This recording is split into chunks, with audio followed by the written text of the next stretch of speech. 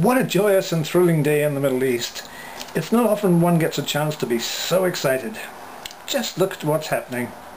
The US has just given Israel another $30 billion to spend on defense. At the same time, Israel's Prime Minister has vowed to work for a separate state for the so-called moderate Palestinians on the West Bank. No mention of Gaza or Hamas, though. I guess I just forgot. But wait, there's more. The US has also given $20 billion to the freedom-loving Saudis. That's $10 billion less than the Israelis, who can now spend their newfound wealth with even more advanced weaponry, more fighter jets, and a new navy. Israel says this was a sign of US commitment to Israel's military advantage over the Arab states. Well, that may be. The US has also given another incredible $14 billion to Egypt for arms. The Middle East is awash in weaponry and guaranteed to remain so, courtesy of the world's biggest arms dealer, Uncle Sam. But wait, I forgot the bridesmaid. Or is she the nasty relative who always shows up and ruins the wedding feast? Yep, the Palestinians. But George the Good didn't forget. While he was spewing out his billions to favourite Arabs and Jews with no strings attached, he also showered gifts upon his new, tame Fatah friends on the West Bank. And how much did they get? $200 million, a pittance, but with so many strings they could start a symphony orchestra. Among the conditions, they have to collect illegal weapons.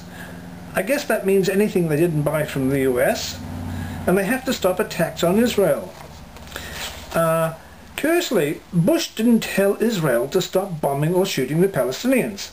He didn't tell Saudi Arabia to curb its fanatic Wahhabis, and he didn't tell Egypt to stop torturing and jailing dissidents and journalists.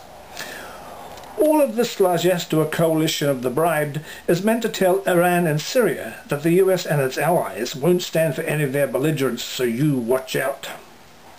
Well, they'd all better watch out, because just who's announced that they're going to re-establish their presence in the Middle East? Yeah.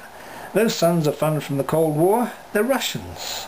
They're sending their warships to Syria. Oh yeah, this looks like a great recipe for peace in the Middle East. Everyone's armed to the teeth with every conceivable weapons US greenbacks can buy, including, I imagine, those kind of those nasty nuclear kind, the kind that Mr. Saddam never had. And now we'll see how generous the Russians are with the Syrians and the Iranians. So thank you, Mr. Bush, and thank you, Mr. Omer, and thank you, Mr. Putin. Thank you, Kip, for caring about our future so much. By the way, Mr. Bush, that other recipe you cooked up, the one in Iran, that's sure coming along well, huh?